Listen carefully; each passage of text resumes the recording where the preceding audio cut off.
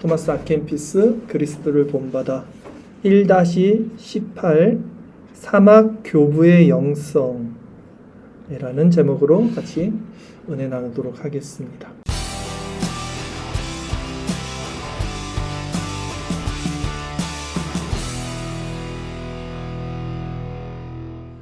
옛 성인들은 하나님과 가까운 친구가 되기 위해 이 세상에서 나그네가 된 사람들입니다. 우리는 그들을 본받아야 합니다. 사막 교부들은 누구냐면 1세기에서 3세기 초대교회 수도사들을 의미합니다. 자기를 부인하고 부활신앙을 추구했던 경건한 수도사들을 사막 교부라고 합니다. 이 성인들이죠. 옛 성인들은 그들은 하나님과 가까운 친구가 되기 위해 어떻게 합니까? 이 세상에서 나그네가 된 사람들입니다. 성경은 분명히 성도의 정체성을 나그네, 거류민, 이방인이라고 칭합니다. 그리고 우리는 그들을 본받아야 합니다. 1번 읽겠습니다. 거룩한 교부들의 살아있는 본보기를 보십시오. 그들은 진정한 완벽함과 신앙의 빛을 발합니다. 그리하면 우리가 얼마나 하잘것없는 일, 심지어는 실제로 아무 일도 하지 않고 있음을 알게 될 것입니다. 여러분의 삶을 그들의 삶과 비교한다면 도대체 여러분의 삶을 무엇이라고 할 수 있습니까?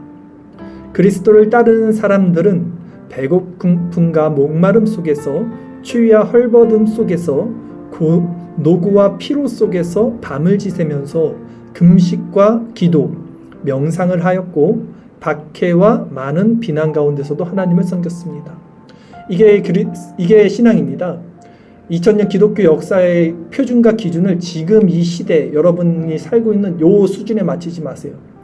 기독교가 말하고 있는 영성의 기준은요, 딱 이 정도예요. 자기부장과 부활신앙. 지금 우리가 살고 있는 시대의 이 신앙은 종교 노름하는 겁니다. 절대 우리의 기준을 이 시대에 맞추지 마십시오. 2번 읽겠습니다.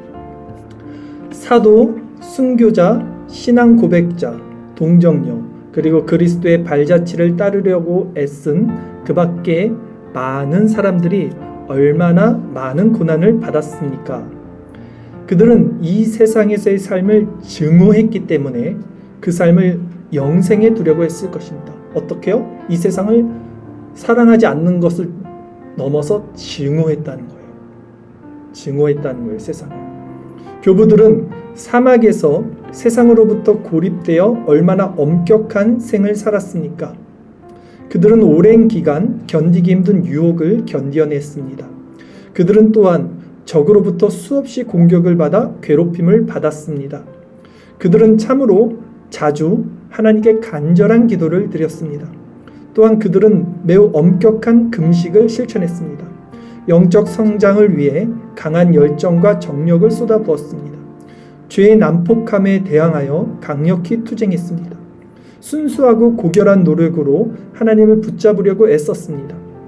낮에는 일을 하고 밤에는 혼신을 다하여 오랫동안 지속적으로 기도를 드렸습니다.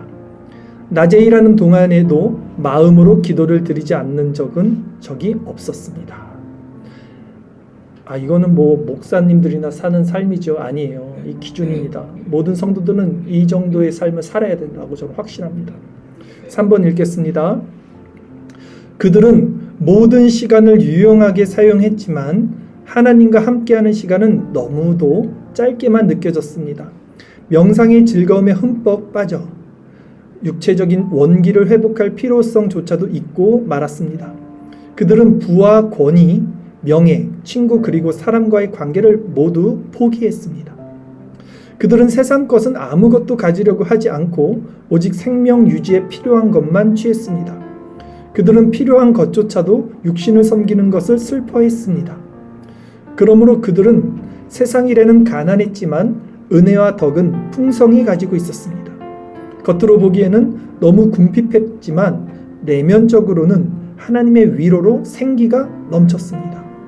4번 세상에 대하여 그들은 이방인이었으나 하나님에 대하여 그들은 이웃이요 절친한 친구였습니다. 그들은 그들 자신에 대하여 아무것도 아닌 것처럼 세상에 대하여는 보잘것없는 것처럼 생각되었지만 하나님 보시기에 그들은 귀하고 사랑받는 존재였습니다. 그들은 진정으로 겸손했으며 온전한 순종의 삶을 살았으며 사랑과 인내의 길을 걸었습니다. 그리하여 나날이 영적으로 성장하여 하나님으로부터 큰 은총을 받았습니다. 중요한 대목입니다. 나날이 영적으로 성장했다는 거예요. 신앙은 성장해야 돼요. 어떻게 해야 신앙이 성장해지는지 여러분 이들의 삶을 보십시오. 믿음이 약한 사람들이 우리에게 분별 없는 삶을 살 것을 요구하는 것과는 달리 그들은 모든 믿는 사람들의 본보기가 되어 우리에게 더 선량하게 성장하라고 요구합니다. 이게 무슨 말이냐면 그 너무 극단적인 거 아니냐 그 신앙? 어떻게 그렇게 세상을 등지고 사는 거 그거 아닌 것 같은데 너 너무 사람들이 이렇게 얘기해요. 분별 없는 삶을 사는 사람들은 이렇게 얘기합니다. 그러나 실제 우리가 사는 삶은요 세상을 등지는 삶이지만 세상 사람들 누구보다도 사랑하고 섬기는 삶입니다. 그래서 믿는 사람들의 본보기가 된다 그랬어요.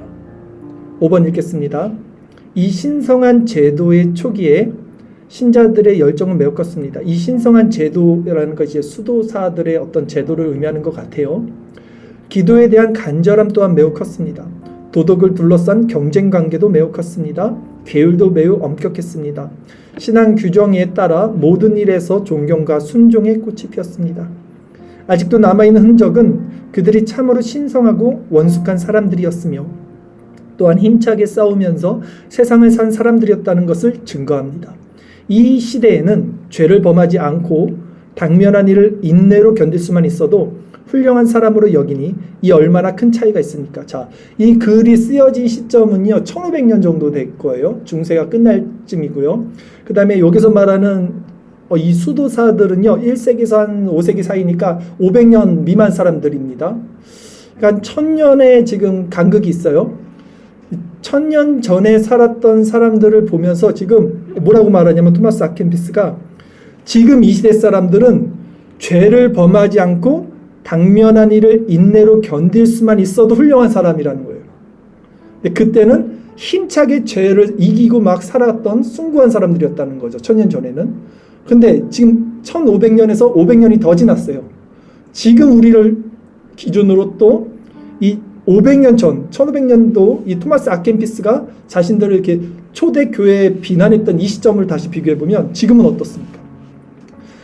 지금 1500년도에는 어떤 삶이었냐면 이 시대에는 죄를 범하지 않고 지금 1500년도 당면한 일을 인내로 견딜 수만 있어도 훌륭한 사람으로 여기니 이 얼마나 큰 차이가 있었습니까? 지금은요 죄를 범하죠. 그리고 당면한 일을 인내로 견딜 수도 없어요. 그나마 교회에 나오면 신앙이 좋은 정도. 얼마나 신앙의 수준들이 지금 계속 낮아지고 있습니까? 기독교 역사 2000년이거든요. 계속해서 뭔가 낮아지고 있어요. 그러니까 제가 아까도 말씀드렸지만 기준을 지금 두면 안 돼요. 우리 주변, 지금 우리 환경, 지금 우리랑 같이 신앙생활하는 사람들 여기에 기준 두선 절대 안 되고요. 2000년 역사에서 말하고 있는 성경이 말하고 있는 제일 중요한 거는요. 성경이 우리에게 어떻게 살라고 이방인 거류민으로 살라고 그랬고요. 실제 그것에서 모든 것을 포기했고요. 그게 기준이에요.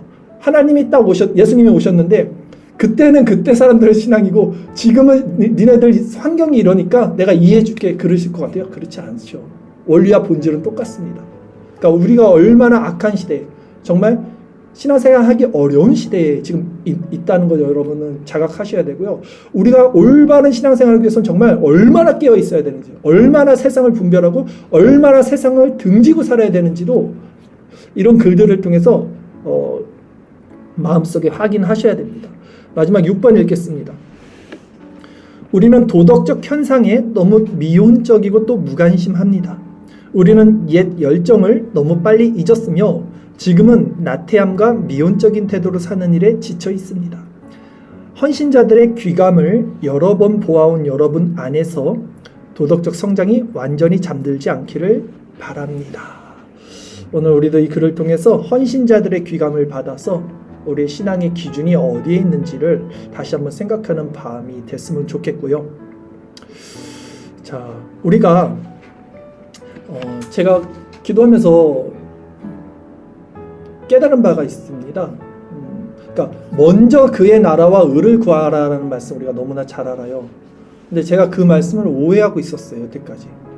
그러니까 먼저라는 말이 있기에 우선순위가 있는 줄 알았어요. 우선순위. 그러니까 먼저 하나님의 나라와 의를 구하면 우선순위, 1순위. 그러면 이제 이 모든 것을 너에게 더하시리라. 근데 기도하면서 깨달은 것은요, 그 말씀이 아니었어요. 먼저 그의 나라와 의를 구하라는 것은요, 우선순위가 없어요. 자기를 위한 삶을 사는 것이 아니고 하나님의 영광을 위해서 사는 거고요. 하나님의 영광을 위해서 사는 것은 하나님 사랑, 이웃 사랑, 자기를 온전히 포기하면서 사는 거예요. 이게 먼저 그의 나라와 의를 구하는 거예요. 두 번째는 없어요. 생각해보세요. 기도해보세요. 왜냐하면 이 두 번째를 전제로 첫 번째를 지키고 있으면 마음속에는 항상 두 번째가 이미 내 가장 중심에 있는 거예요. 내재되어 있는 거예요. 내가 하나님의 영광을 구하면 이 땅에서도 필요한 것도 공급해 주시겠지. 아닙니다. 무조건 먼저 그의 나라와 의를 구한다는 것은요, 자기를 위해서 사는 게 아니고 하나님과 이웃을 위해서 살기를 결단하고 실제 그렇게 살기를 소원하고 힘써 행하는 겁니다. 그럴 때 하나님이 살아가는 데 필요한 것들을 채워주신다는 말이지, 이게 우선순위로 생각하시면 안 돼요. 이 정도의 결단, 각오, 정체성, 이게 확실히 있어야지 오늘 우리가 나눴던 이 현자들, 이 성자들의 기준에 합당한 우리의 신앙이 될 거라 생각합니다. 그런데 문제는 무엇입니까? 우리에게 너무 힘이 없어요. 이 시대는 너무나 타락해서 또 우리를 그렇게 끌고 가지 못합니다. 그래서 바울은 뭐라고 말하냐면, 나는 날마다 죽노라라고 분명히 말을 해요. 우리에겐 힘이 없지만 우리가 이 밤에도 하나님께 나왔습니다.